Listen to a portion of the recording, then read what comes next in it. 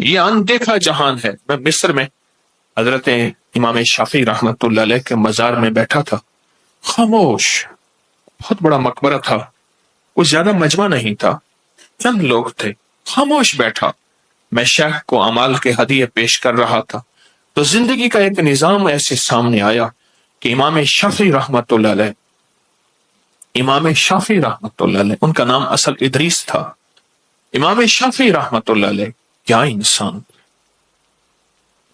ان کا ایک چھوٹا سا واقعہ سناتا ہوں اندیکھی دنیا کا، اندیکھے جہان کا، جس طرح میں یہ تعویذ کی بات کر رہا ہوں، جنتی تعویذ، کہ یہ ایک اندیکھی دنیا ہے، اندیکھا جہان ہے، یہ جنتی تعویذ۔ میں ان کے ایک چھوٹا سا واقعہ بیان، امام شافعی رحمت اللہ علیہ یہ اصل مصر کے نہیں تھے، سفر کرتے زندگی کا ایک سفر گزرا، مصر تشریف لائے۔ جب مصر میں تشریف لائے تو وہاں بڑے بڑے صاحب علم اور بھی تھے، ان کی شہرت ہوئی اور ان کا ایک نظام چلا اور لوگوں میں عزت، عظمت، وقار اور شان و شوکت ہوئی، لوگ حیران تھے یہ کون ہے۔ تو امام احمد بن حنبل رحمۃ اللہ علیہ کے ہاں لوگوں کا ہجوم اور مجمع بڑھنے لگا۔ وقت کے بادشاہ تک یہ خبر پہنچی کہ کوئی درویش آئے ہیں، صاحب علم ہے، اور ان کی طرف لوگوں کا بہت رجوع ہے۔ تو وقت کا بادشاہ بھی بھیس بدل کر آپ کی محفل میں آ کے خاموشی سے بیٹھ گیا۔ آپ نے کیا کیا؟ اللہ نے اس درویش کے دل میں کشف ڈالا، آپ نے خلیفہ وقت کی عزت احترام کرنے کے فضائل بیان کرنا شروع کر دی کہ خلیفہ وقت، بادشاہ وقت کو تذلیل نہ دو، ذلیل نہ کرو، اور اس کے محاسن یعنی اس کی خوبیاں بیان کرو، اس کے خامیوں کا بیان نہ کرو۔ جیسے حدیث میں آتا ہے، مفہوم ہے، بدترین مشکلہ بادشاہوں کو برا بھلا کہنا۔ یہ آپ نے مضمون بیان کرنا شروع کر دیا اور بہت تفصیل سے بیان کرنا شروع کر دیا، اور ساتھ تھوڑی دیر کے بعد یہ کہتے تھے، اگر آج وہ بادشاہ میرے سامنے ہوتا اور بھیس بدل کے بھی آتا تو میں اس کو کہتا، دیکھ میں یہ فضائل اس لیے بیان نہیں کر رہا کہ تو آیا ہے اور تجھ سے مجھے کوئی غرض ہے، طمع ہے، لالچ ہے، یا تجھ سے کوئی عطا اور عنایت کی توقع ہے، نہیں، بلکہ اس لیے آج اس بادشاہ سے میں کہتا یہ میرا منصب فرضی ہے، یہ فرض منصبی ہے کہ لوگ تجھے ہمیشہ برا بھلا کہتے ہیں، اور زندگی کا انہوں نے ایک دیکھا ہے، اور یہ دیکھا ہے کہ بادشاہ کے سامنے حق بولو، اور وہ حق کیا ہے؟ پہلے حق کی تحقیق کرو کہ حق ہے بھی صحیح، اور میں بتا رہا ہوں کہ لوگوں بادشاہ کا احترام کرو، تمہیں میں سے اللہ نے انہیں کو چنا ہے اور انہی کا احترام ہے اور انہی کی عزت ہے۔ یہ مضمون بیان کرتے رہے، آخرکار دعا فرمائی، لوگ جانے لگے، تو آپ سے مصافحہ فرمایا۔ مصافحے کے بعد جب بادشاہ کا وقت آیا تو آپ نے ہاتھ پکڑ کے کہا کہ خلیفۃ المسلمین آپ ہمارے ساتھ بیٹھ جائیں۔ وہ چپ کر کے بیٹھ گیا۔ تھوڑی دیر کے بعد پوچھا، جب لوگ چلے گئے، آپ نے مجھے کیسے پہچانا؟ فرمایا جب آپ محفل میں آئے تھے تو آپ کے دائیں بائیں ایک درود پاک کا نور تھا، وہ مجھے نظر آئے۔ دیکھیں، ہر خوشبو کی اپنی خوشبو ہوتی ہے، سندل کی خوشبو ہے، چمبیلی ہے، فواکہ ہے، عود ہے، شمامت العنبر ہے، مشک ہے۔ خوشبو کہتے ہیں، عام خوشبو ہے، لیکن ہر خوشبو کی تو اپنی خوشبو ہے، ہر عطر کی اپنی خوشبو ہے۔ اسی طرح ہر عمل کی اپنی خوشبو ہے، درود پاک کی اپنی ہے، ذکر کی اپنی ہے، کلمے کی، اخلاص کی، قل ہو اللہ کی۔ آج ہماری سورت قل ہو اللہ کی ہے، جو 10 صورتیں 10 راز ہم قل ہو اللہ کو بیان کر رہے ہیں۔ ہر عمل کی اپنی خوشبو ہے۔ فرمایا آپ کے ارد گرد میں نے خوشبو سنا تھا کہ جو اس وقت کا بادشاہ ہے وہ بہت درود پاک پڑھتا ہے، سنا تھا، اور اس درود پاک کا نور اس کے اندر رگ رگ میں موجود ہے۔ کہا جب آپ آئے تو فوراً میں نے محسوس کیا کہ اتنا زیادہ نور تو اس بادشاہ کا ہی ہو سکتا ہے، وہ بھیس بدل کے میری محفل میں آیا ہے، تو میں نے چاہا کہ اس مضمون کو آج آپ کے سامنے بیان کروں۔ اس نے کہا کوئی عطا عنایت؟ فرمایا ایک عطا عنایت چاہیے۔ کہا ضرور پورا کروں گا۔ کہا کہ مجھے آخری وقت میں کلمہ دے دو۔ کہا وہ میرے بس میں نہیں ہے۔ وہ تو میں آپ سے لینے آیا ہوں۔ تو کہا پھر منگتا دوسروں کو کیا دے سکتا ہے؟ وہ تو خود مانگتا ہے، مجھے کیا دے گا؟ مجھے تو آخری وقت میں کلمہ چاہیے، اگر یہ عطا عنایت کرنی ہے تو مجھے دے دے۔ یہ کائنات سربستہ رازوں میں ہے، اس کے راز فقیروں اور درویشوں کے ساتھ یہ راز موجود ہیں۔ بعض اوقات ایسا ہوتا ہے کہ ہم اندازہ نہیں کر پاتے، کن فی دنیا غریباً، دنیا میں ایسے چل تجھے کوئی پہچان ہی نہ سکے، کوئی دکاندار کہے کوئی ایماندار کہے، اور اسی طرح زندگی کا سفر طے کر کے چلے جائے۔ یہ جو نقش آپ کے سامنے میں نے اس روحانی محفل میں اتوار کو تھی یہ جو نقش میں نے جنتی نقش، پہلے بھی ہم نے اس کو عبقری میگزین میں چھاپا ہے، 2013 میں چھاپا ہے، پھر چھپا ہے، اس کو تفصیل سے میں چاہتا ہوں آپ کے سامنے بیان کروں۔ بہت طاقتور چیز ہے، بہت کمال چیز ہے۔ ابھی 2-4 دن پہلے میں ایک جگہ اندرون شہر میں افسوس کرنے گیا ایک فوتیدگی پہ۔ جب وقت ملتا ہے ضرور جاتا ہوں، شادیوں خوشیوں پہ نہ جاؤں، لیکن جہاں جاتا ہوں نہ جا سکوں مجبوری ہوتی ہے۔ تو وہاں چھوٹے سے گھر میں بیٹھا تھا تو ایک صاحب بیٹھے تھے، انہوں نے کہا کہ ان کے پاس ایک دم ہے اور وہ بیماریوں پہ تکلیفوں پہ یا دم کرتے ہیں تو لوگ ٹھیک ہو جاتے ہیں، درد ہو، کوئی بیماری ہو، کوئی تکلیف ہو تو لوگ ٹھیک ہو جاتے ہیں، اور یہ آج تک کسی کو دیتے نہیں۔ کہنے لگا تقریباً 20 سال ہو گئے ہیں مجھے کسی نے یہ بخشا تھا، یہ عطا کیا تھا، اور میں لوگوں کو دم کرتا ہوں اور لوگ ٹھیک ہو جاتے ہیں، اور کہا کسی کو دیتے نہیں ہیں۔ اور یہ عام ریت روایت ہے، یہ عام نظام ہے کہ کسی کو نہ دیا جائے، عام ریت روایت ہے، مجھے حکم نہیں کسی اور کو دینا۔ اگر جس نے آپ کو دیا ہے اگر وہ کہتا ہے کہ آگے کسی کو نہ دینا تو یہ تو خیر امت کی آخری طبقے تک تو نہیں چلے گی، آخری انسان تک تو یہ خیر نہیں چلے گی، پھر یہ خیر تو یہیں کی یہیں دفن ہو جائے گی۔ میرے حضور میرے کملی والے اگر خیر کو آگے چلایا ہے تو امت اور انسانیت کو یہ خیر پہنچائی ہے، اور میرے حضور نے اس خیر کو آگے چلایا ہے تو امت اور انسانیت کو یہ خیریں دی ہیں۔ آج وہ راز ہمارے سامنے راز نہیں رہی، پھر اسی طرح آل رسول نے، اصحاب رسول نے، محدثین فقہا، اولیاء صالحین نے اس راز اور خیر کو آگے سے آگے بڑھا ہے کہ اللہ کی مخلوق کو، اللہ کے بندوں کو یہ رحمتیں، یہ برکتیں، یہ وعدے، یہ عطائیں، یہ بخشش یہ ملتی رہے، اور انشاءاللہ یہ سلسلہ قیامت تک رہے گا۔ دیکھیں وحی کا دروازہ بند ختم نبوت کے صدقے، پر وحی کی برکات قیامت تک چلے گی۔ پھر لفظ سنیں، وحی کا دروازہ بند ختم نبوت کے صدقے، پر وحی کی برکات قیامت تک چلے گی، اور قیامت تک وحی کی برکات زندہ اور تابندہ رہیں گی۔ ان وحی کی برکات میں ایک یہ تعویذ بھی ہے، ایک یہ نقش بھی ہے، ان وحی کی برکات میں، جیسے وحی کی برکات میں سورۃ اخلاص ہے۔ میں نے آپ کو سورۃ اخلاص کے کئی عمل بتائے، بہت دنیا کرتی ہے۔ 2 تسبیح پڑھ کے حضرت عمر رضی اللہ تعالی عنہ کو، 2 تسبیح پڑھ کے حضرت عمر رضی اللہ تعالی عنہ کو دی جائے۔ جتنا بھی کوئی پریشان ہے اولاد کی طرف سے، میں نے اس کو بہت تجربے کیے اور بڑے عرصے سے بتا رہا ہوں کہ جس کی اولاد اس کے حق میں نہیں ہے اور اس کے بس میں نہیں ہے، اور اولاد کے معاملے میں وہ تھک چکا ہے،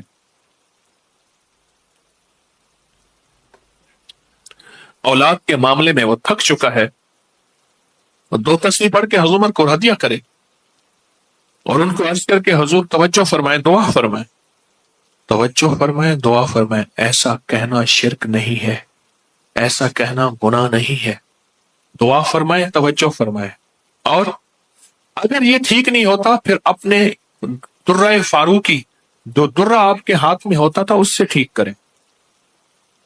میرے پاس کئی واقعات آئے کہ بچہ رات کو، جوان رات کو چیخنے لگا، ہائے ہائے کچھ چیز مجھے مار رہی، کیا ہوا؟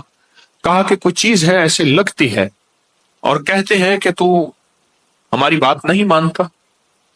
واقعات ہے، اور ہوئے ہیں اور ہوں گے اور ہوتے ہیں. کیوں؟ یہ جو ارواح ہوتی ہیں یہ بھی اب لاہوتی نظام بتا رہا ہوں، یہ بھی مالکوتی نظام بتا رہا ہوں. یہ جو ارواح ہوتی ہیں ان کو جب اعمال کا ہدیہ دیا جائے ارواح کو، خوش ہوتی ہے. فرمایا جتنی نیک روحیں ہیں وہ کندیلوں کی طرح، فانوس کی طرح، کندیلوں کی طرح، فانوس کی طرح اللہ کے عرش کے ساتھ لٹکی رہتی، عرش کے ساتھ لٹکی رہتی ہے. جب ان نیک ارواح کو ہدیہ پہنچاتے ہیں تو چونکہ وہ اللہ کے بہت قریب ہوتی ہیں تو اللہ سے عرض کرتے ہیں کہ یا اللہ یہ ایک بندہ ہے بہت دکھیارا، بہت غم کا مارا، بہت حالات کا ستایا ہوا، یا اللہ اس بندے پہ ترس کھا، اللہ اس پہ رحم فرمائے، اور یا اللہ اس بندے کی مشکل حل فرمائے.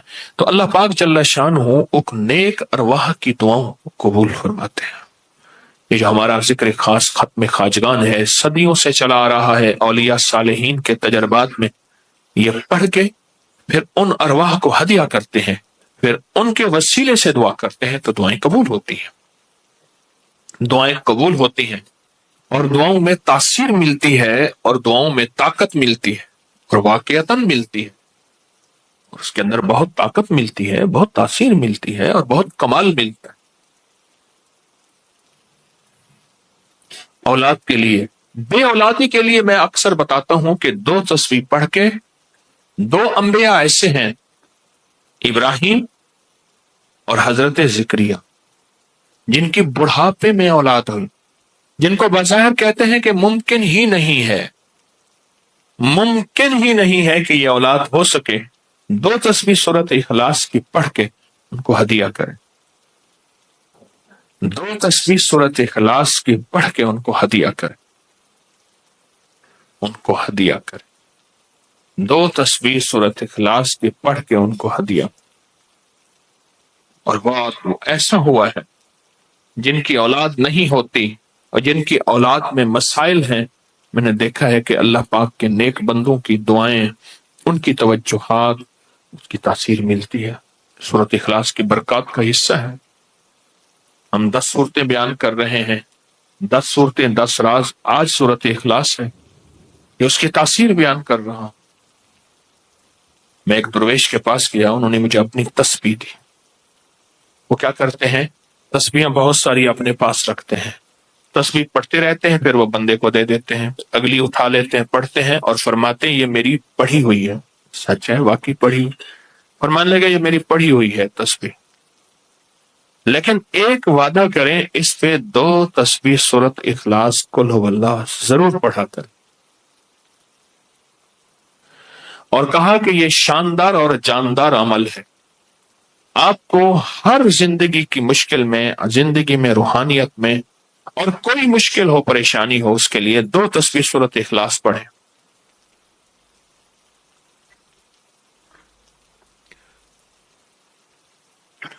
2 تسبیح سورۃ اخلاص پڑھیں. کبھی نہ کبھی اگر چاہتے ہیں کہ کوئی ایسا عمل ہو جو رونگٹے کھڑے کر دینے والا عمل ہو، رونگٹے کھڑے کر دینے والا عمل ہو، رونگٹے کھڑے کر دینے والا عمل ہو، اگر آپ چاہتے ہیں کوئی ایسا عمل ہو، ایک بار سورۃ اخلاص قل هو اللہ پڑھیں، صرف ایک بار، صرف ایک بار سورۃ اخلاص پڑھیں، صرف ایک بار. اور جب پہنچے نا اللہ الصمد قل هو اللہ احد اللہ الصمد. میں یہاں بھونڈ پورہ میں کچھ دن رہا، اور ایک صاحب میرے پاس آئے، مجھ سے کہنے لگے کہ میرے اوپر کسی نے ایک ایسا کالا جن اور ایسا خطرناک جن مسلط کیا ہے کہ جو میں آنکھوں سے دیکھتا ہوں، اور میری بیوی آنکھوں دیکھتی ہے، بچوں کو نظر نہیں آتا، کوئی گھر میں آئے اس کو نظر نہیں آتا، میں آنکھوں میں دیکھتا ہوں. کہنے لگا ایسے دیوار کے اندر چلا جاتا ہے، پھر دیوار سے باہر نکل آتا ہے، چھت کے اندر جاتا ہے اور چھت پھٹتی محسوس ہوتی ہے. ہم ڈر کے بعض اوقات ہٹ جاتے ہیں کہ چھت پھٹی ہے گر نہ جائے، پھر وہ مل جاتی ہے، پھر ایسے چلا جاتا ہے. کالا جن ایسے چلا جاتا ہے، ایسے آ جاتا ہے. کہا کہ اسے کسی نے ہمارے اوپر مسلط کیا، مسلط کیا. ان کے کچھ مسائل تھے، کوئی آپس میں مسلط کیے، اور کہا کہ وہ جن ایسا ہے ہمیں عبادت نہیں کرنے دیتا، تسبیح نہیں کرنے دیتا، وظیفے نہیں کرنے دیتا، اعمال نہیں کرنے دیتا، ہمارا منہ بند کرتا ہے. مجھے آج بھی اس بندے کے الفاظ یاد ہیں. دو اس کے ساتھ بوڑھی خواتین تھی، ایک بہن تھی، ایک بیوی تھی. بیچارہ حالات کا ستایا مارا ہوا، کوئی 60 65 کے 70 کے قریب اس کی عمر تھی. کہنے لگا کہ جب میں قل ہو اللہ پڑھتا ہوں تو اس کی گرفت ڈھیلی پڑ جاتی ہے، اور جب میں پڑھتا ہوں نا اللہ الصمد، تو کہا کہ اللہ الصمد پڑھتے ہی وہ ایک دم دور ہو جاتا ہے، ایسے جیسے کسی چیز کو کوئی دھکا دے اور وہ چیز دھکے سے ایک دم دور ہو جائے. اللہ الصمد، ایک دم وہ دھکے سے ایک دم کوئی دور ہو جائے. کہا کہ ایسے ہی ہوتا ہے اللہ الصمد. اور کہا کہ بس یہی وظیفہ جو ہے، کہا کہ مجھے مفید ہوا ہے، موافق ہوا ہے یہی وظیفہ. اور کہا کہ بس اب میں صرف یہی وظیفہ پڑھتا ہوں، یہی وظیفہ پڑھتا ہوں. مجھ سے کہنے لگا آپ مجھے کوئی وظیفہ بھی دیں گے نہیں پڑھنے دیں گے، یہی اگر اجازت دے دیں. تو میں نے کہا اس سے بڑھ کے اسم اعظم کون سا ہے، اس سے بڑھ کے پرتاثیر چیز کون سی ہے؟ میں آپ کو یہی وظیفہ دے دیتا ہوں، آپ اسی وظیفے کو پڑھیں. پھر میں نے اس کو ایک ترکیب بتائی، آپ کو ہی بتاتا ہوں. شاید میں زندگی میں پہلی دفعہ بتا رہا ہوں، یا پہلے بتائی ہوگی، جہاں تک میری یادداشت ہے پہلی دفعہ بتا رہا ہوں. یہ نہیں کہ چھپاتا ہوں، دعویٰ تو پھر بھی نہیں کر سکتا، بھول جاتا ہوں، پھر یاد آتی ہے بازو کا. اب وہ چیز آپ کو عرض کر رہا ہوں. میں نے اسے کہا صرف ایک دفعہ سورۃ اخلاص پڑھ، اول آخر 3 دفعہ درود شریف. رونگٹے کھڑے کر دینے والا عمل، اس کا نام جو میں نے سال سے رکھا ہے، رونگٹے کھڑے کر دینے والا عمل. حدیث میں آتا ہے، مفہوم ہے کہ جب بندے کی اضطراری کیفیت ہوتی ہے، بے چین، بے قرار، پریشان ہوتا ہے، مضطر، اس وقت عرش الہی ایک دم میں حرکت میں آتا ہے، رحمت متوجہ ہوتی ہے اور اللہ کا عرش ہل جاتا ہے. رونگٹے کھڑے کر دینے والا ایسا عمل جس میں انسان جو ہے بس ایک پل میں ایسے بے چین، بے قرار ہو. اس کی ترکیب یہ ہے کہ والا کر درود پاک 3 بار، ایک دفعہ سورۃ اخلاص پڑھیں، اور پڑھ کے جب اللہ الصمد پہ پہنچے نا تو اس کو ہلکا ہلکا دل میں دہرائیں، اللہ الصمد، اللہ الصمد، دہرائیں، توجہ سے دہراتے جائیں، دہراتے جائیں، دہراتے جائیں. پہلے الفاظ آتے ہیں، غور سے سنیے گا، پہلے الفاظ آتے ہیں، پھر کیفیات آتی. پہلے الفاظ آتے ہیں، پھر کیفیات آتی ہے. پہلے الفاظ آتے ہیں، انسان پہلے الفاظ سے. اسی بچے کو آپ ایسے لوگوں کے ساتھ پلنے کے لیے جو بول نہیں سکتے. بچہ کبھی نہیں بولے گا، گاں کرے گا، کرے گا، بول نہیں سکے گا، کیونکہ بچہ الفاظ چنتا ہے، پھر وہ الفاظ بولتا ہے. پہلے الفاظ ہوتے ہیں. کسی نے پوچھا حضرت میرا دل ذکر نہیں کرتا، بس زبان سے کرتا ہوں. کہا مبارک ہو، اللہ نے جسم کے ایک حصے زبان کو قبول کر لیا ہے، اس کو نہ چھوڑنا، ایک وقت آئے گا دل بھی قبول ہو جائے گا. ایک وقت آئے گا دل بھی قبول ہو جائے گا. اس زبان والے ذکر کو نہ چھوڑنا، وقت آئے گا دل بھی قبول ہو جائے گا. اس کو نہ چھوڑنا، اس کو نہ چھوڑنا. حقیقت کہہ رہا ہوں، میں نے اس سے کہا کہ ایک ایسا کام کر، تنہائی میں بیٹھ، اور تنہائی میں بیٹھ کے نا بس صرف تو ہو، اللہ ہو، بندہ ہو، تنہائی میں بیٹھ، اور تنہائی میں بیٹھ کر، تنہائی میں بیٹھ کر آپ نے ذکر کرنا، تنہائی میں بیٹھ کر آپ نے ذکر کرنا، تنہائی میں بیٹھ کر، اور اللہ الصمد کی ضربیں لگانی ہے دل پہ، دل پہ، دل پہ۔ پڑھنی صرف ایک دفعہ سورۃ اخلاص ہے، اور جب دیکھے نا رونگٹے کھڑے ہو گئے ہیں اور انگ انگ میں سے آنسو بہنا شروع ہوئے ہیں، آنکھوں سے، آنسوں سے، اور دل سے، اور کیفیات سے، ہر جسم کا حصہ اللہ کی طرف متوجہ ہو گیا ہے، ہر دل کا حصہ، ہر جسم کا حصہ، ہر رگ رگ رگ رگ رگ رگ اللہ کی طرف متوجہ ہو گئی ہے۔ تو پھر اللہ کے ساتھ تعلق بنا اور اپنی مراد، اپنی آس، اپنی امید اللہ کے سامنے پیش کر، اپنی مراد، اپنی آس، اپنی امید اللہ کے سامنے پیش کر، اور اللہ الصمد کو دوہرا دوہرا دوہرا دوہرا دوہرا۔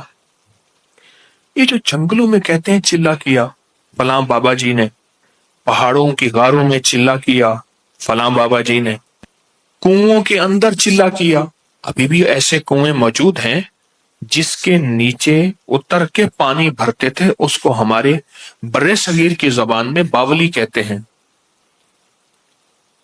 اس میں نیچے جا کے پانی بھرتے تھے۔ میں نے بخارا کے اندر دیکھا اور کئی جگہ دیکھا، ٹھٹھا میں بھی ابھی وہ ہیں، ٹھٹھا میں لیکن خشک ہو چکے ہیں، نیچے جا کے پانی بھرنا، ان کنووں کی گہرائیوں میں جا کے، تنہائیوں میں بیٹھ کے، خشک کنووں میں اللہ الصمد اور ذکر۔ اس کی وجہ اندر تنہائیوں میں، یا پھر کیا کیا، کہا کہ روئی کو تھوڑا سا گیلا کر اور پیسی ہوئی کالی مرچیں اس میں ملا اور کانوں میں ڈال کہ کوئی آواز کانوں تک نہ پہنچے۔ میری اماں رحمت اللہ علیہ کے پاس طوطا تھا، تو اس طوطے کو کلمہ پڑھاتی تھی، رات کو پڑھا پڑھا کے نا اس کے کانوں پہ موم لگا دیتی تھی، میں نے خود دیکھا، کانوں پہ موم لگا دیتی تھی کہ ساری رات اس کے کانوں میں، ساری رات اس کے کانوں میں اور کوئی آواز نہ جائے، جاگ رہے اور کوئی آواز نہ جائے۔ اچھا ایسا کرتے رہے کرتے رہے، میں نے خود دیکھا کچھ عرصے کے بعد اس نے کلمہ پڑھنا شروع کر دیا۔ ایسے ہی ہم اگر مشق کریں، جانور کی مشق ہو جائے تو اس کو کلمہ زبان پہ آ جاتا ہے۔ اگر ہم کبھی بھی کسی جنگل ویرانے میں، کبھی گھر کی تنہائیوں میں، کبھی کہیں بھی ایک دفعہ سورۃ قل ہو اللہ پڑھیں اور ایک دفعہ سورۃ اخلاص پڑھیں اور ایک دفعہ سورۃ اخلاص پڑھیں، لیکن اللہ الصمد کو بہت زیادہ دوہرا۔ اصل میں اللہ میں نقطہ نہیں، صمد میں نقطہ نہیں، یہ حروف صوامت ہیں، یہ بے نقطہ حروف ہیں، اور ان بے نقطہ حروف میں بہت طاقت بھی ہے، بہت تاثیر بھی ہے، بہت کمال بھی ہے۔ اللہم اغفر لی ولوالدی وللمؤمنین والمؤمنات والمسلمین والمسلمات۔ اب اس وظیفے کو اٹھائیں، اس میں ذرا چنیں کہ بے نقطہ حروف کتنے ہیں۔ آپ کو ایک حیرت ہوگی، اور آپ کو حیرت ہوگی کہ اچھا یہ کیا ہے۔